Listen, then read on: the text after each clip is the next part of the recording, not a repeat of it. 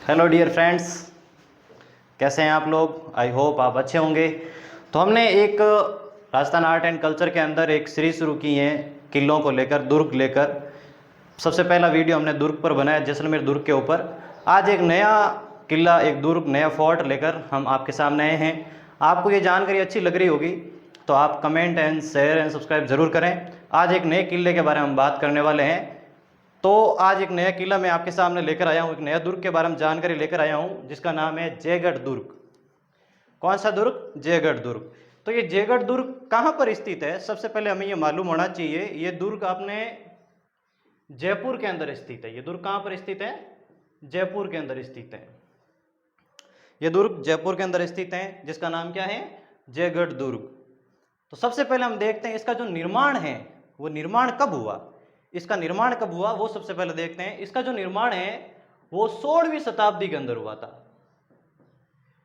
कब हुआ था इसका निर्माण? 16वीं शताब्दी के अंदर हुआ था। इसका हमें शताब्दी का ध्यान रखना है। 16वीं शताब्दी के अंदर इसका निर्माण हुआ था। जयगढ़ दुर्ग का निर्माण कब हुआ था? 16वीं शताब्दी के अंदर। तो अब दूसरा पॉइंट क्या है? निर्माणकर्ता। इसका निर्माण करने वाला कौन व्यक्ति था? निर्माण करने वाला राजा कौन था? वो शासक कौन था जिसने जयगढ़ दुर्ग का निर्माण करवाया था? तो वह था सवाई मानसिंह प्रथम। जयगढ़ दुर्ग का जो निर्माण करता है वो कौन है? सवाई मानसिंह प्रथम। सवाई मानसिंह प्रथम ने जयगढ़ दुर्ग का निर्माण करवाया है। तो फिर देखते हैं इसका पुनर्निर्माण किसने करवाया। इसका जो पुनर्निर्माण है, वर्तमान जो स्वरूप है जयगढ़ दुर्ग का, वो इसका निर्माण किसने करवाया? इसका जो निर्माण है, वर्तमान जो स्वरूप है इस जयगढ़ दुर्ग का, वो 1726 के अंदर 1726 के अंदर सवाई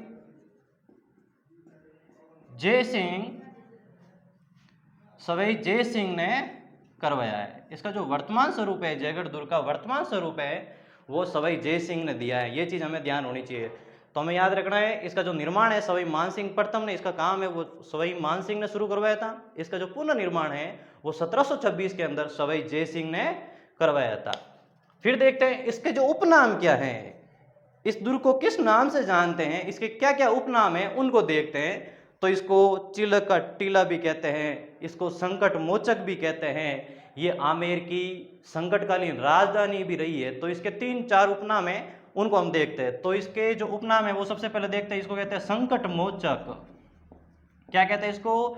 संकट मोचक भी कहते हैं। इसको क्या कहते हैं? संकट मोचक। और इसे क्या कहते हैं? चिलक का टीला भी कहते हैं। इसे क्या कहते हैं? चिलक का टीला भी कहते हैं इसे। और एक चीज आपको और ध्यान रखनी है, ये आमेर की संकटकालीन राजधानी भी रही है। आमेर की संकटकालीन राजधानी भी रही है ये दुर्ग। ये किला है वो आमेर की संकटकालीन राजधानी भी रहा है। तो ये चीज हमें ध्यान रखनी है। तो इसके जो उपनाम है वो हमें याद रखना है, संकट मोचक, चिलक का टीला और आमेर की संकटकालीन राजधानी। ये चीजें हमें मालूम होनी चाहिए। तोप डालने का कारखाना मैं आपको बता देता हूं। ये जो जयगढ़ का दुर्ग है, यहाँ पर भारत का ये एकमात्र एशिया का सबसे बड़ा तोप डालने का ये कारखाना था। एशिया का सबसे बड़ा तोप डालने का जो कारखाना है वो कैसा कारखाना? एशिया के अंदर नंबर 1 पर था। ये एशिया का सबसे बड़ा तोप ढालने का कारखाना था ये एशिया का, जो कि भारत के अंदर स्थित था। ये जयपुर के अंदर जयगढ़ दुर्ग एशिया का सबसे बड़ा तोप डालने का कारखाना कौन सा था? कौन सा दुर्ग था? जयगढ़ दुर्ग। यहाँ बहुत बड़ी बड़ी तोपें यहाँ पर रखी गई हैं, जिसके अंदर एक तोप का नाम मैंने यहाँ पर लिखा है जयबाण तोप। जयबाण तोप के बारे में मैं आपको बताऊं, इंटरेस्टिंग जो चीजें हैं जयबाण तोप के बारे में, बहुत अच्छी अच्छी चीजें इसके बारे में आपको बताने वाला हूं। जयबाण तोप, इसकी जो नाली है, जयबाण तोप की जो गोला चलाने वाली जो नाली है, जैसे मान लो ये तोप है, तोप की जो नाली है, ये वाली नाली, ये कितने फीट की है? 20.02 फीट की है ये, यानी कि 20 फीट की इसकी नाली है। जयबाण तोप की नाली कितनी बड़ी है? 20 फीट की है। इसके बारे में कहा जाता है जयबाण तोप की जो नाली है 20 फीट की है, और यहाँ से इस तोप से एक बार गोला चलाया गया जो कि चाकसू के अंदर जाकर गिरा था, जहाँ पर एक तालाब बन गया था, गोलेराय तालाब। और ऐसा कहा जाता है कि इस तोप से जब ये गोला चलाया गया था तो पशु पक्षियों के और महिलाओं के गर्भपात हो गए थे। ये इतना, इसकी गर्जना इतनी तेज थी कि पशु पक्षियों के और महिलाओं के क्या हो गए थे, गर्भपात हो गए थे। और इसका जो गोला है जयगढ़ से दूर चाकसू के अंदर जाकर गिरा था, जहां पर एक गोलेराय नाम का एक तालाब बन गया है। वहां पर आज भी वहां पर गोलेराय नाम का एक तालाब बना हुआ है। तो ये जयगढ़ जो तोप है, ये जो जयबाण जो तोप है, इतनी भारी भरकम तोप थी, जिसके बारे में जो चीजें मैंने आपको अभी बताई है। और यहाँ पर कौन कौन सी चीजें, और यहाँ पर एक कठपुतली घर भी है। यहाँ पर कठपुतली घर भी दे रखा है एक, इस दुर्ग के अंदर कठपुतली घर भी बना हुआ है, कठपुतली घर। अगर आप जाओ जयगढ़ दुर्ग घूमने के लिए तो वहां पर देखना, वहां पर आपको देखने को मिलेगा कठपुतली घर भी बना हुआ है वहां पर जयगढ़ दुर्ग के अंदर, एक कठपुतली घर भी बना हुआ वहां पर। और क्या है वहां पर, विजयगढ़ी। ये विजयगढ़ी क्या चीज है भाई वहां पर, तो मैं आपको बता देता हूं। विजयगढ़ी एक जेल है वहां पर। विजयगढ़ी क्या है, एक जेल है, जहां पर सवाई जय सिंह ने अपने भाई विजय सिंह को, ये विजयगढ़ी का नाम क्यों रखा गया है, यहाँ पर सवाई जय सिंह ने अपने भाई, छोटे भाई को, विजय सिंह को क्या कर दिया था, कैद करके रख दिया था, जेल में डाल के रख दिया था, इसीलिए उसका नाम क्या पड़ गया, विजयगढ़ी बन गया। तो ये चीज हमें याद रखनी है। सवाई जय सिंह, सवाई जय सिंह, सवाई जय सिंह ने अपने भाई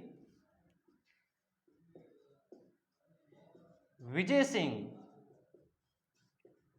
सिंह को कैद करके रखा था यहाँ पर, इसीलिए इसका नाम क्या पड़ गया, विजयगढ़ी पड़ गया। इसका क्या नाम पड़ गया, विजयगढ़ी पड़ गया है।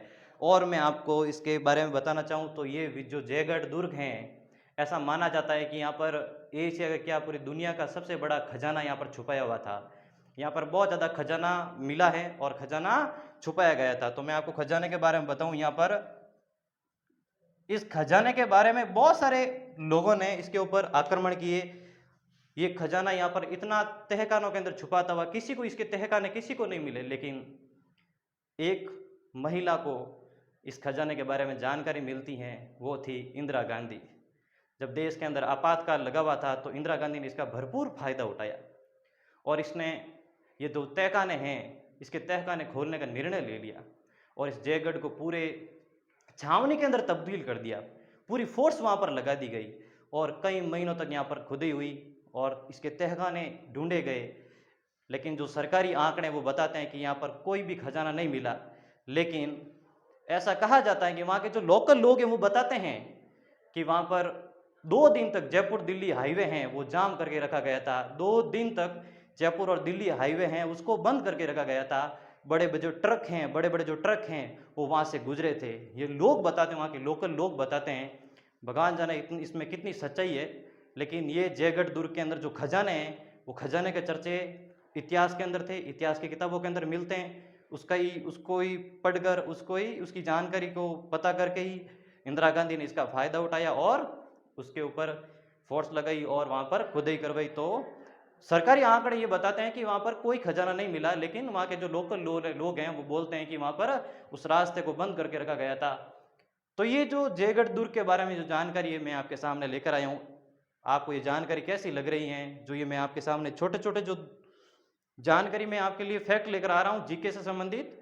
सबसे पहले हमने जीके की एक सीरीज शुरू की है दुर्ग के बारे में। जो किले हैं, राजस्थान के जो धरोहर हैं, राजस्थान के जो किले हैं जो कि राजस्थान की आन और बान हैं, उनके बारे में हमने शुरू किए है।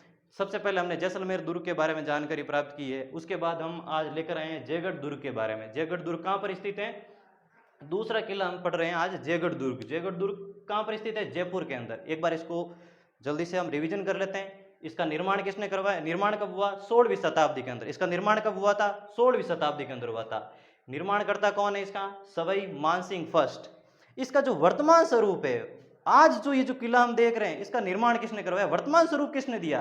सवाई जय सिंह ने दिया था। इसका जो वर्तमान स्वरूप है वो सवाई जय सिंह ने दिया था। और इसके उपनाम क्या है? ये उपनाम हमें याद रहना चाहिए। संकट मोचक, चिल्ल का टीला।